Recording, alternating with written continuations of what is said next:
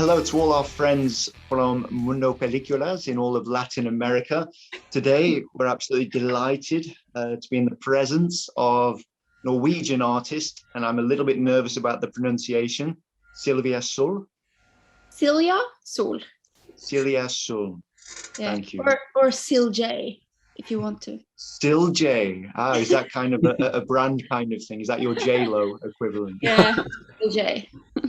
Okay, so today we're going to find out a little bit more about you and your work, and yeah, we'll jump straight into it. So thank you so much for agreeing to do this and sacrificing the time to speak to us. So just to start then, to know a little bit more about your life, and at what point did you start to make a connection with music and start to decide that you wanted to be a musician? Yeah, well, I grew up in a music family. My dad is a pianist and my mom was a singer. So we had a lot of music in our home. I think I was about 12 when I wanted to start taking singing lessons. But I already knew how to play a little Mozart and stuff on the piano. Yeah, and then I wanted to learn how to play the guitar when I was about 15. To be able to like write my own songs or accompany myself, because it was easier to bring a guitar than a piano, you know. Yeah, it's no, not of easy course. to bring around a piano. So I started taking guitar lessons at 15 and started writing my own stuff at 16, I think. Okay, so you're from quite a musical background, and you have kind of formal training in music, shall we say? Yes. So a lot of musicians often say that they don't really know anything, but they just kind of do it intuitively. But in your case, there's very much a history. So taking into account you're from what might seem a remote place in Norway, how does it feel? Is it somewhat surreal to now be connecting with people as far away as Chile with your music? Yes, it's very massive. It's weird to like comprehend to understand how music works, because it's really connecting people. And even though I do it in my mother tongue, Norwegian lyrics, it's very, very cool to see how people still feel the vibes and connect with it. So it's all very energetic. No, it's not just the words, but also the way they're delivered. Yes, I kind of I always like to listen to like French or Icelandic music, you know. I don't always know what they're saying because I don't know how to speak French, but you can still feel the music, you know. I think it's something in it. Exactly. It's a little bit like as well, sometimes when you listen to a song in your native language and you interpret lyrics, when you actually find out the true meaning, it can be a disappointment, no? So sometimes just to feel the energy can be more beneficial than actually knowing the background to a song, no? Yes, definitely. Yeah, music is very, very connecting, I think. And you can kind of hear the way people speak, even though you don't understand the language. You know, if they're glad, sad, angry, you know, you can feel it a bit. So, yeah, I think we can understand more than we think we can. We don't always have to know the language to understand. Yeah. Super. So, yeah. Yeah, I believe that music can connect people regardless of language. In my case, when I heard your song Ni Live, I connect immediately. You know, I like the melody, but I touch me. And when I look for the version with the Spanish subtitles, the connection that I had without knowing what you were saying was the same. Did you write your songs with that in mind? Well, I kind of try to vibe with the music. So the whole record Ni Liv was written with a producer. So he had kind of already some of the instrumentals ready. And then I top-lined it with like lyrics and a melody and trying to find out what this song was about, you know? So it was kind of a process together with the Fredrik Bogsborg, the producer. But all the lyrics and all the stories are kind of, I tried to pick it out from the music that was already there and trying to find like where is the story, where is the chorus, and what is the point of this? So I kind of tried to find a melody that worked with the arrangements already there, you know. So when I write it in Norwegian, I think you can still hear kind of the mood. I'm very it's very important to me, like, to have moods in the songs. Yeah. So I don't know if that answered. The next question we were going to ask, actually, you've already kind of answered, talking about your training as a musician. So you've already told us that you had piano lessons, you grew up in a musical family, you had guitar lessons. You just touched upon there that now you work with a producer. I'm assuming, like almost all of us musicians nowadays, with the internet and how the internet started, did you start maybe in the past doing things more isolated, perhaps at home, just by yourself in the bedroom, and then slowly that's changed? How has that changed your creative process? Because now it sounds like you have perhaps a producer who might provide music for you. I presume before you were doing maybe everything yourself. You were a producer, writer, singer, recording engineer, all of these things. Yeah, I started out with just the guitar in my bedroom, as most people do, I guess. Yeah, no, absolutely. And I just used my phone to record sketches and ideas.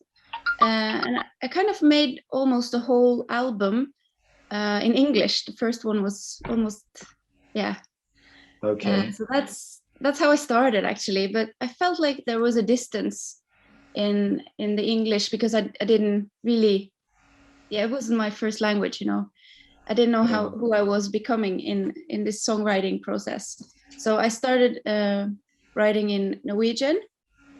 And I took all these sketches and sent them to a producer that had a studio, and said, I have a lot of songs. Do you want to listen to this? And I really want to make an album. And then Cato Odland, he works with Sondre Lerche and lots of great artists.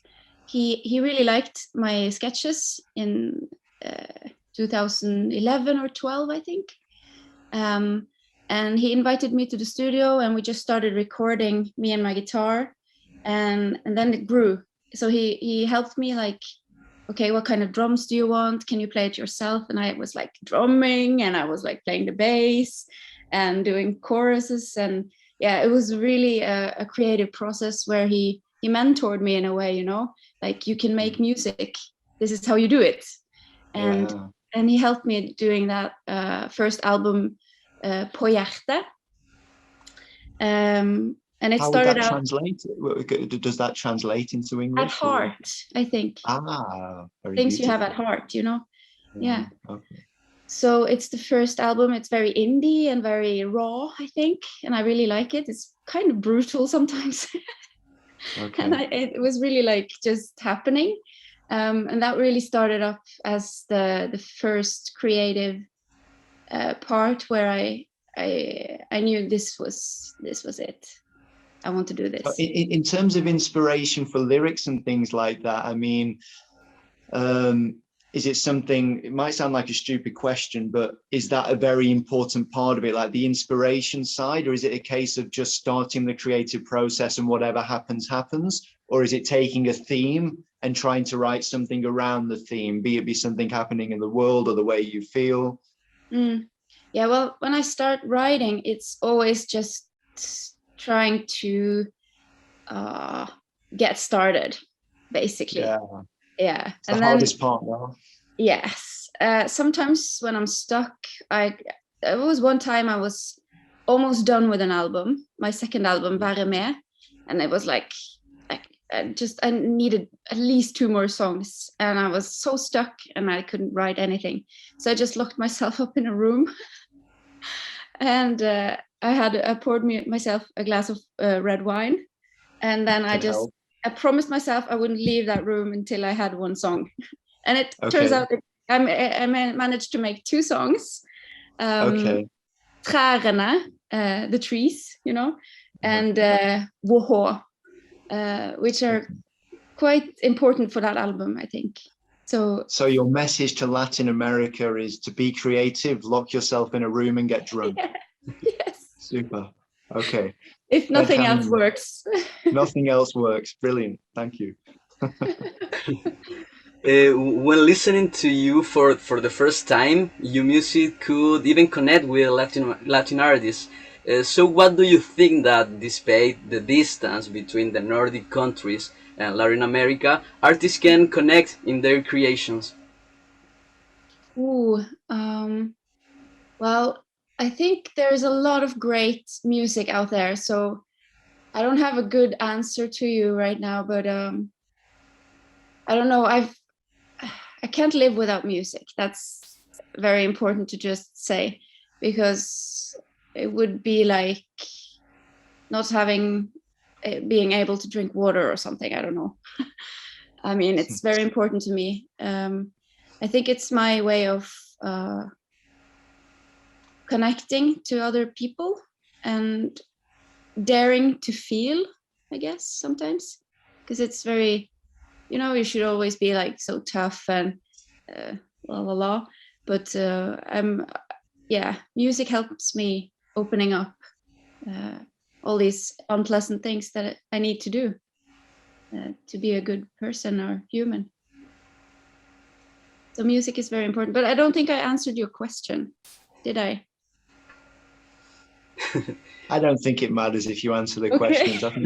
I think any answer is fine. All right. So yeah, from what you just said there, it sounds like, which I think is very common for all musicians now, there's almost a part of the personality which perhaps we're socially inept at able to communicate something just in normal real life situations. And it's why very often sometimes you speak to somebody who's a musician and they're super kind of friendly and bubbly, but then their music's incredibly dark or sinister. Yeah. It's like very often that there's a side of our personalities which is trapped, which can only come out through that kind of creative process. I think one of my favorite songs that really made me feel a lot of things is My Body is a Cage of Arcade Fire. Have you heard it? Check it out. Yeah, I have. Yeah, a massive song. Yeah, that was one of the first, like, wow, people make this, I had this huge experience, like, wow, I need to do music. I need to do it properly because this song is massive and making me feel all these things. So it's very important, like, just getting things out through music. I think it really helps in a lot of ways. Also, sometimes I think we don't have enough words to like explain or communicate properly. And then if you add some music to it, then it's better, like in movies also, they always put on music to like underline what's happening. Yeah. No, for sure. I mean, it's like you said, I think it was a great thing you said where to live without music would be like living without water, no? Mm-hmm. It's such an important part of our culture. And I think all artists now, like, or even anybody who's appreciative of art needs that kind of audio sensation in their life, no? Yeah, definitely. So, Benjamin? Do you have a song or album that you have a special affection for, like that you can say, this is my favorite one? I think maybe the first one, På hjärta, or At Heart, and also Ny liv is my favorite so far. I am also releasing a new one next year. That might also be a favorite. I don't know yet. I have 2 songs out already, like Pulse and Skrubbsår, Bruises. Mm-hmm. So yeah, that can also be, it's a good candidate. I don't know yet. But Ny liv is very special to me. It's the common process now that an artist is always very fond of the first one because it was the first one. And then the most recent, baby, they always... Yeah. Exactly. Yeah. Then the most recent is always the one which they feel is the best one. Yeah. Yeah, I think so. I think maybe Ny liv was my third, which is also a very important step for me. The 2 first albums, I kind of wrote myself with the guitar and helping to arrange them with the producer in the studio. But the song was already done, and he helped like putting on the the drums and the extras.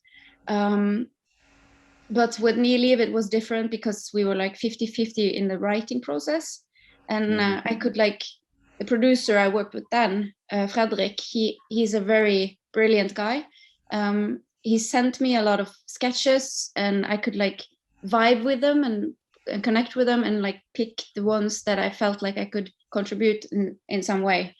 So it was a very good process. It was a new way of thinking. Because there's already, you're like touching somebody else's work but making it your own.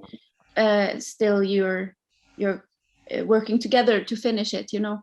So it's another way of working. I really like that too. So yeah, I think that's the kind of a process that is important for me as a musician, is to like try out new things, don't like get stuck in a pattern. Yeah, just like, and vibe with other people to like take a next step maybe. People always add something of their own, you know, and it's magical. So writing with someone is also very cool. Yeah. I know Benjamin wants to ask you a few things about your time in Chile a few years ago, no? Yes. Yes. Please do.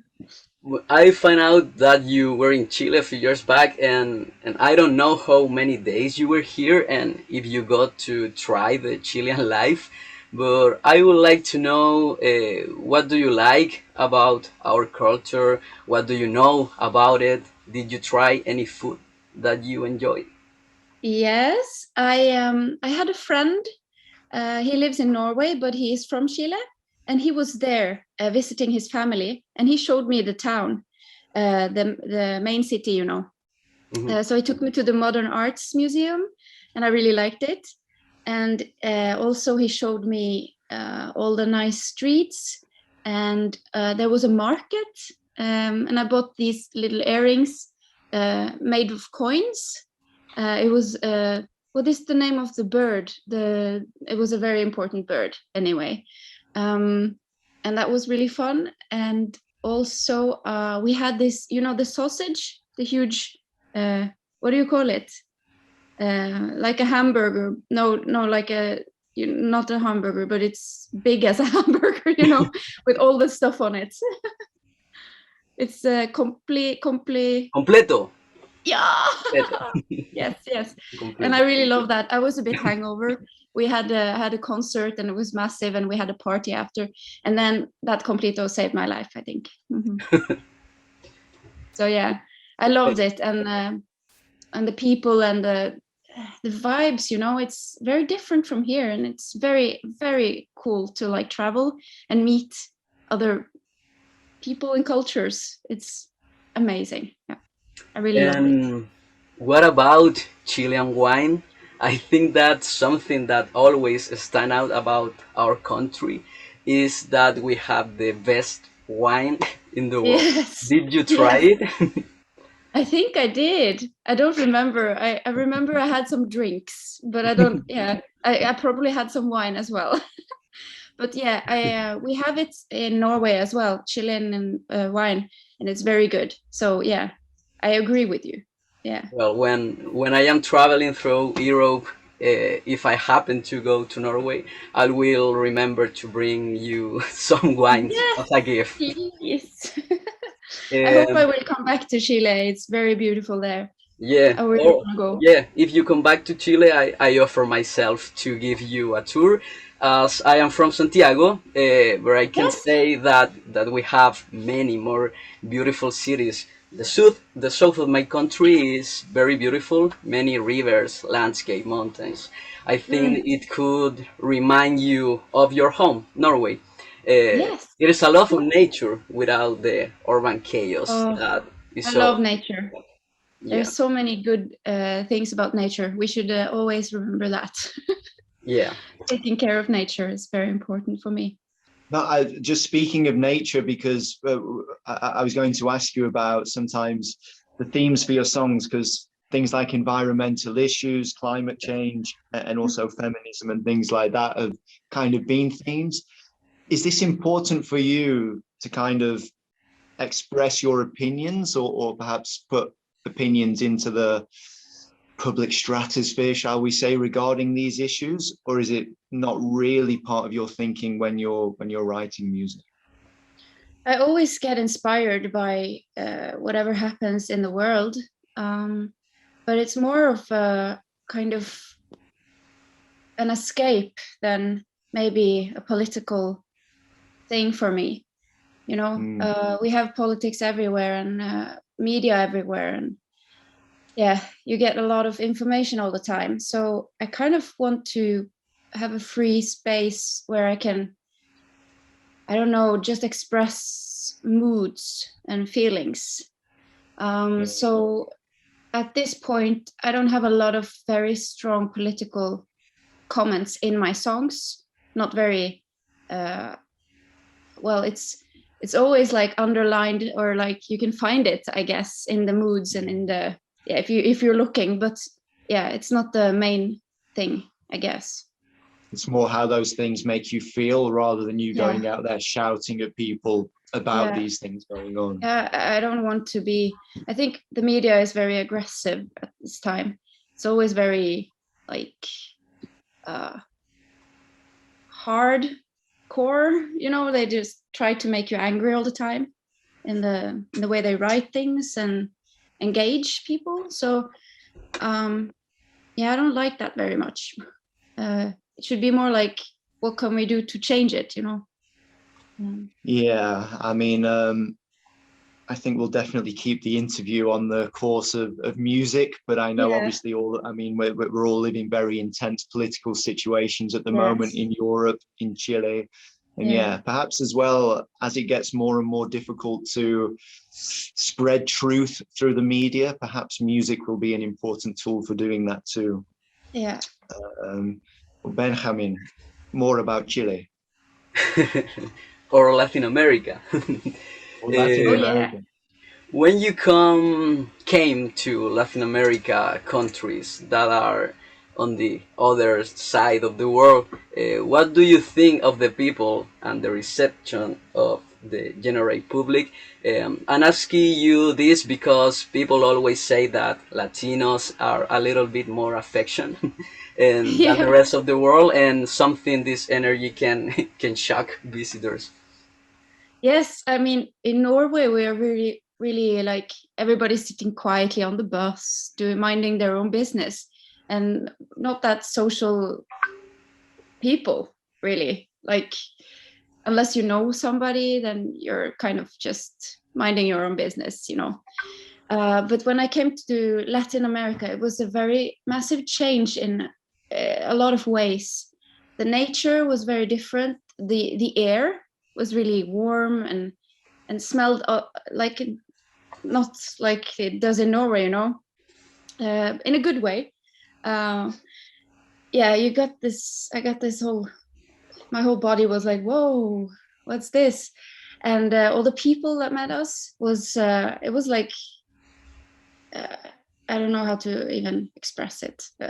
It was really cool, but very massive. They were everywhere and very, very, as you say, affectionate, but in a very good way. They behaved very nicely, but it was a lot. It was, it was crazy, but in a good way. I was just going to say, because you said there that Norwegians are always very quiet and keeping themselves on the bus. I studied my degree in London a few years ago doing music, and the Norwegians, there were quite a few Norwegians on the course. They were the craziest guys there.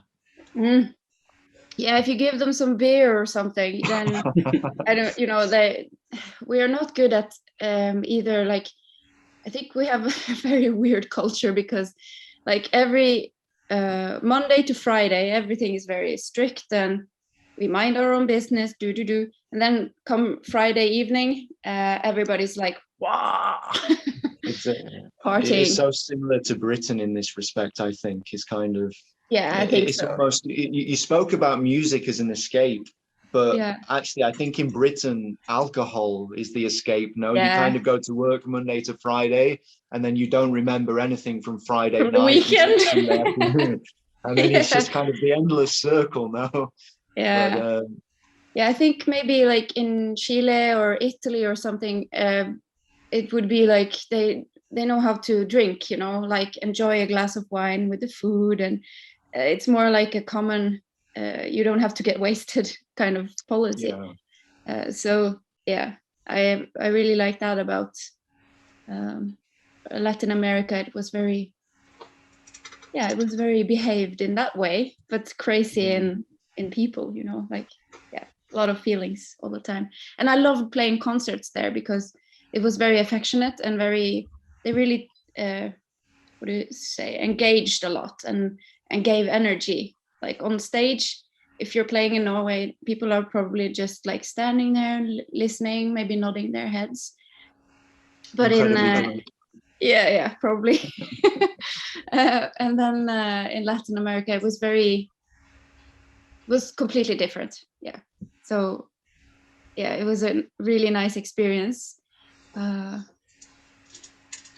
don't know. It's a bit hard to put words on it, but it was great.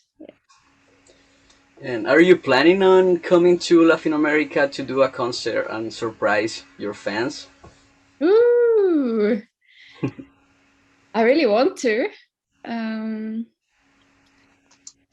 I should. I'm not planning it right now, but if it's possible, I will do it. Definitely. I really want to go back.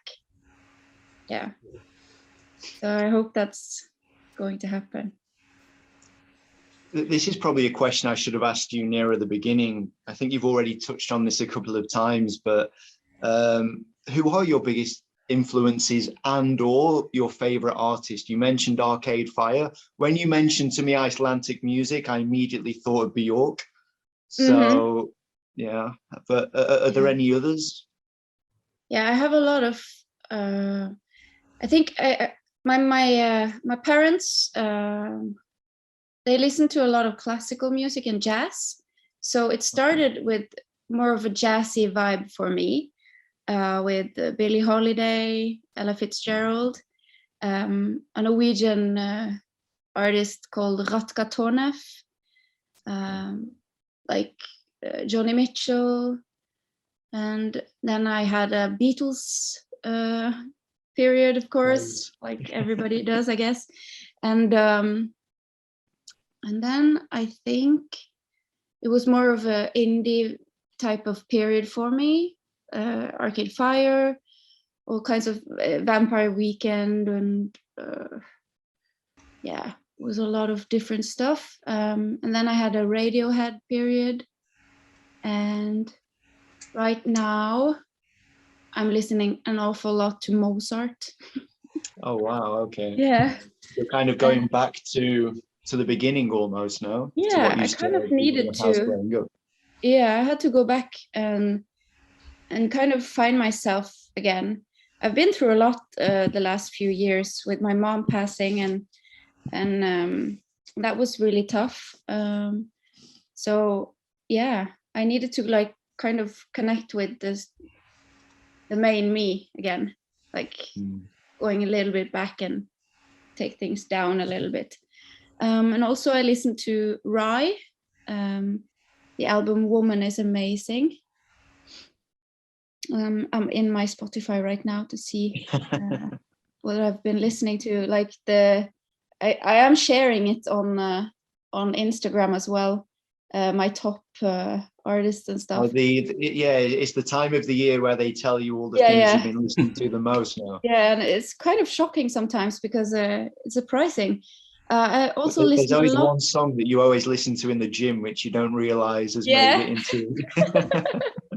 And I also listen to a lot of Coldplay is on my top, I think, at some point. Yeah. Wow. Yeah, you know. These those Friday nights when you've had too many bottles of wine, maybe. And it's just me and a glass of wine, and I'm so sad.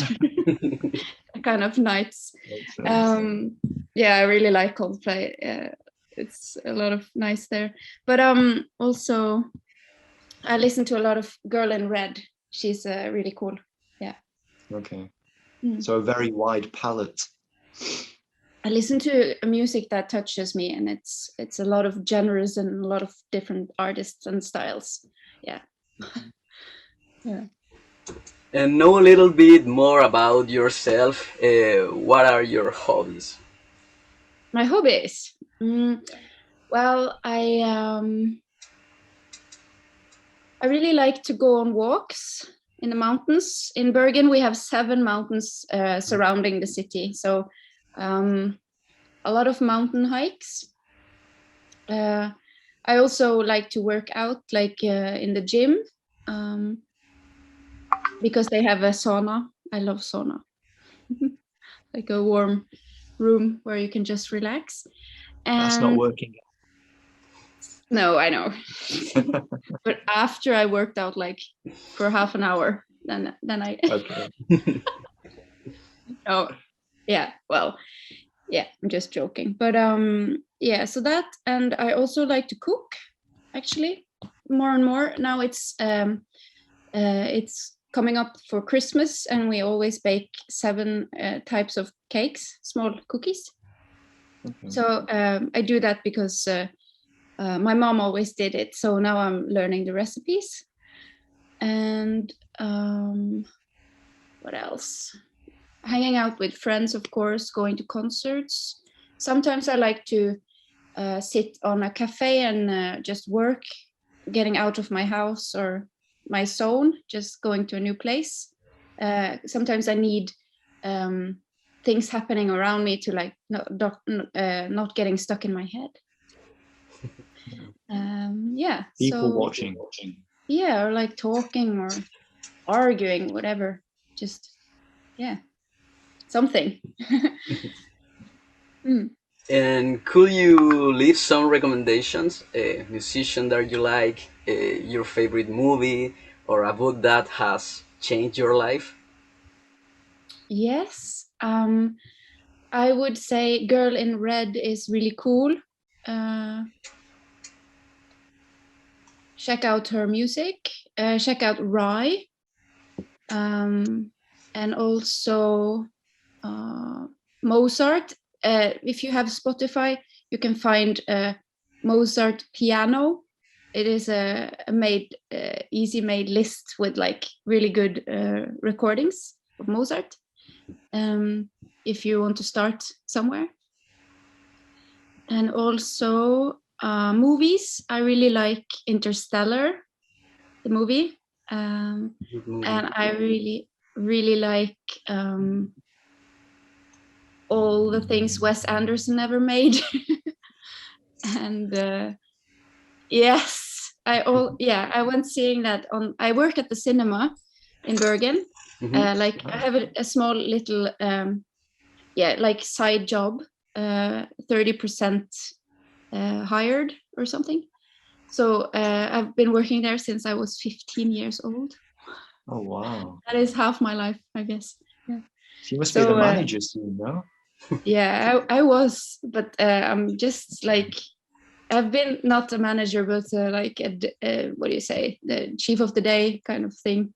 Oh, okay. Yeah. But I've washed a lot of toilets, and you do everything. So just like now I'm mainly popping the corns and selling tickets and cleaning the rooms. Yeah. So I really enjoy the cinema, and then I get to see a lot of movies, So I've seen a lot, but my favorites are Wes Anderson doing all these crazy things. And of course, I really love Quentin Tarantino's movies. And Interstellar movie and Inception is really cool. Yeah. Good movies and directors. Yeah. Oh, did you ask something? Books. Oh,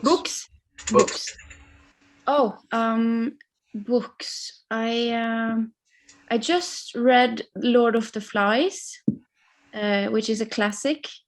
In England, we have to, like, when we're 16 and we're studying to leave high school, we always have to read this book just before we leave. But it's amazing, no? Yes, it's a really weird world. The plane crash with all these kids on the island. It's really weird what goes on, like mentally and between these people and how it works. yeah, it's I think it was written around the time of the Second World War, no? And it was supposed to demonstrate how even kids, if you leave kids alone, they will form two sides and have a war with each other. It's kind of human nature, no? Yeah, it's really weird. So I recommend that book. Also, what else can I say? I've read a lot lately, but it's been very much different stuff. Right now, I have a Norwegian writer in mind, Erlend Lo.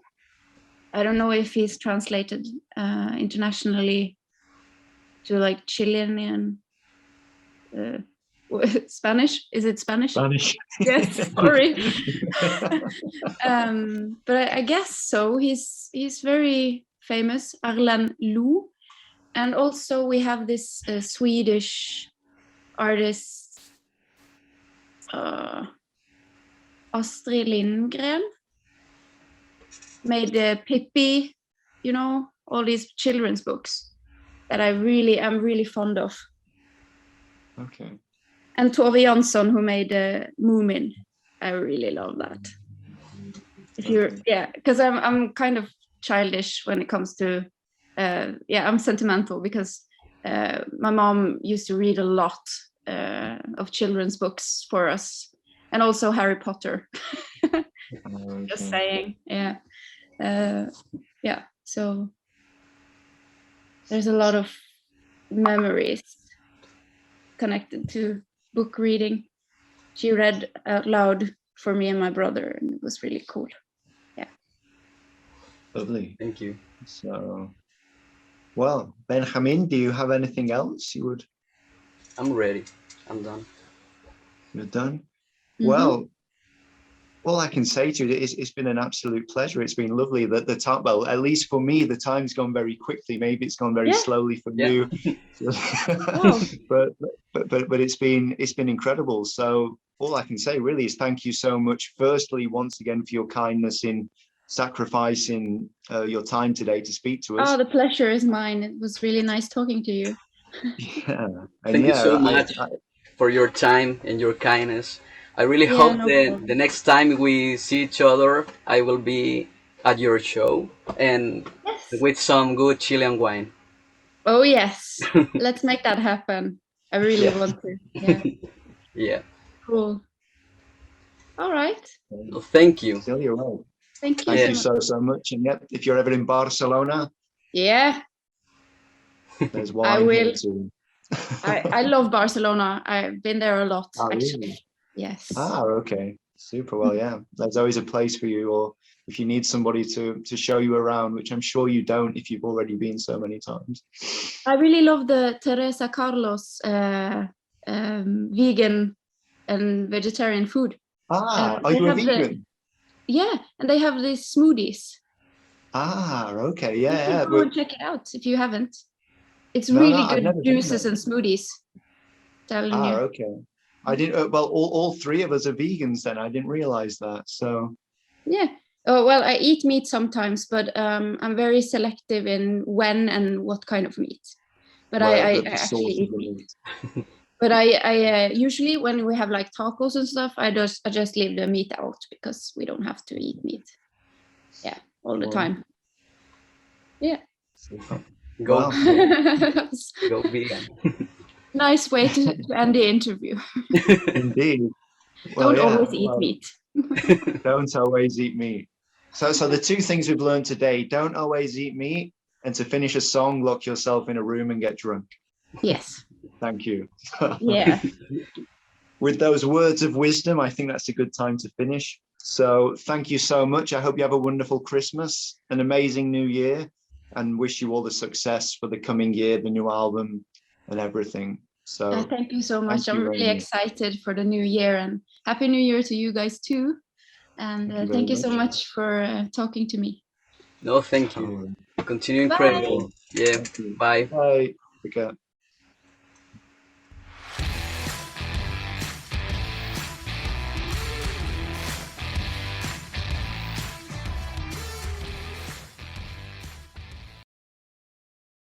I love Adam McKay. I love Adam McKay and have forever. Have watched all of his movies many times. And I just think he's one of the most brilliant, funny, interesting,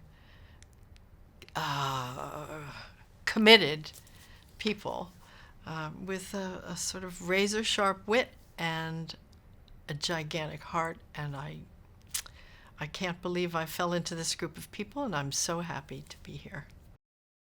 Adam has an ability to hold about 9 million things in his mind at once and still see his way through to what's funny and what's absurd, and how to point material. I mean, I have not a gigantic part, so I was away from the shooting quite a bit, and then I would come and go into the set from my home.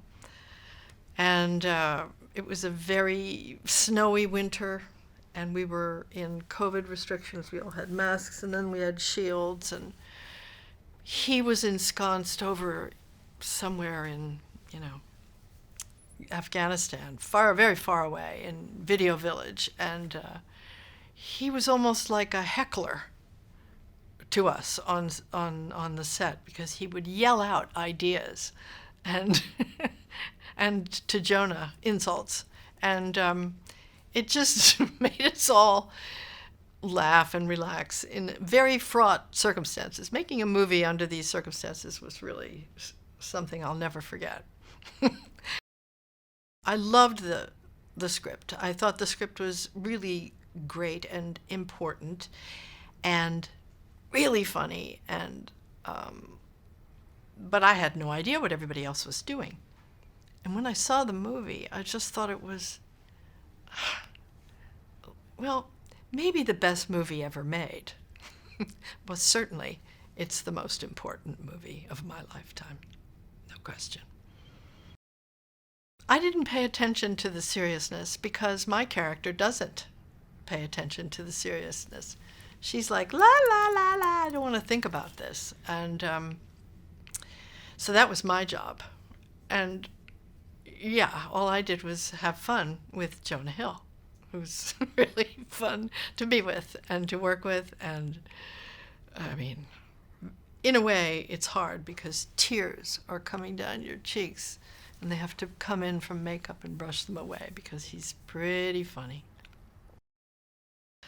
Jennifer is she's just a beautiful, beautiful actress. She's pure. She's just indelibly true. Everything that she does is authentic and real and felt. And she had the hardest job because she was kind of this straight man, she and Leo both.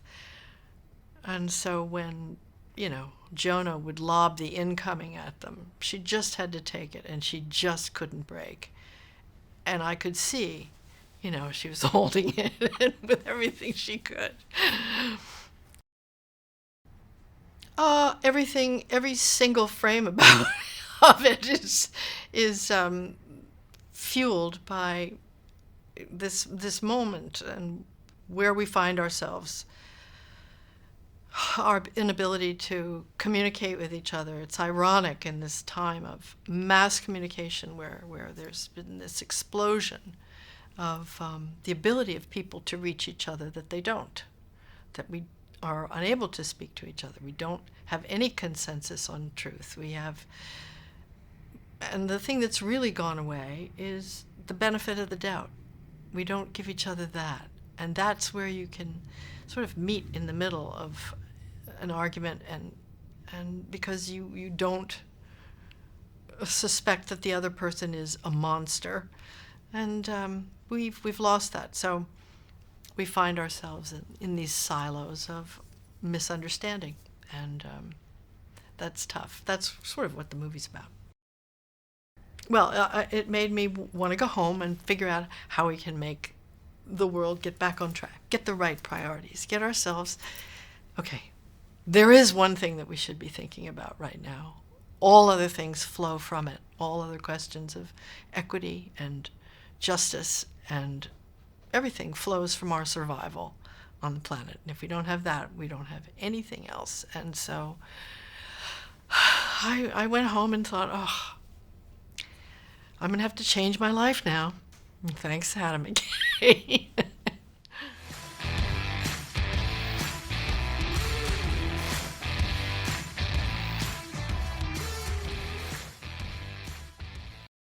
Idea for the movie came from talking with David Sirota, who's a journalist, speechwriter that I've known for years.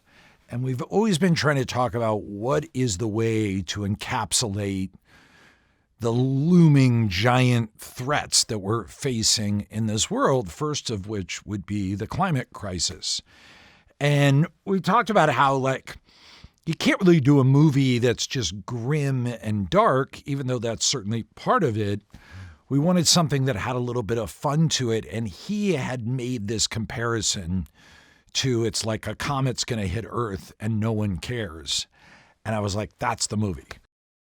We wanted the movie to, to be laugh out loud funny. We didn't want it to just be clever or wryly funny, where the audience is kind of has a half smile. We wanted people to actually laugh because I feel like after these last 2 years, 5 years, 10 years, 20 years, like we need to laugh.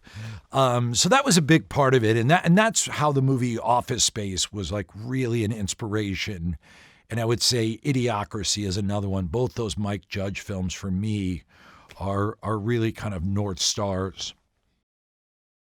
He's playing Dr. Randall Mindy, who's kind of a low-level professor. He has tenure, but he's definitely not a star. He's not the kind of guy you're going to see, on Nova or hanging out with Neil deGrasse Tyson.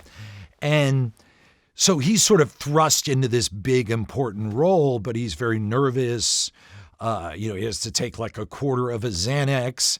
He looks kind of schlubby and loves his family and his kids. So he was this very sweet, kind of vulnerable character that I've seen Leo play a lot of different characters, but I don't think I've ever seen him play this character. So that was extra exciting. She just has this like beautiful, wonderful, hilarious anger. And the character of Kate DiBiase is driven by that because she's the one who won't play the media game. She's the one who doesn't care about couching what she says so it's pleasant. She's the one who's going to dress the way she wants and talks the way she wants. And it's a very, it's a fun character, but she gets chewed up in the script and she just kills me. She's just spitting fire throughout the whole movie and she's hilarious while doing it.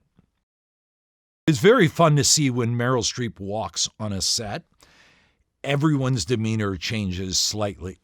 It's the difference between you're shooting hoops with your buddies and you're just goofing around and then suddenly Michael Jordan's on the court.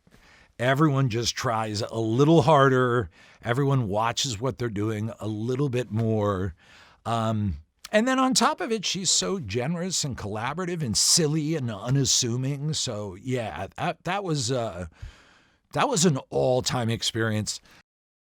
I knew if I had him, I'd have someone in there throwing fastballs and taking swings. And boy, did he not disappoint. I mean, so many brilliant, hilarious, and smart beats that he came up with. So God bless Jonah Hill.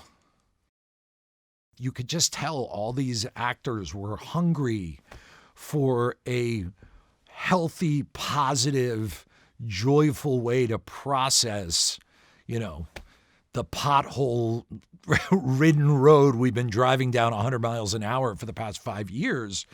And then at that point, we realized people were going to show up for this. And that's when we then started taking extra leaps, like going to Tyler Perry, who, basically runs the state of Georgia. And you're like, there's no way he's going to do this. And we're like, you know what? We've learned. Let's try. And Tyler Perry's like, I'm in. And then Kevin Messick, our producer, is like, do we try Ariana Grande for Riley Bina?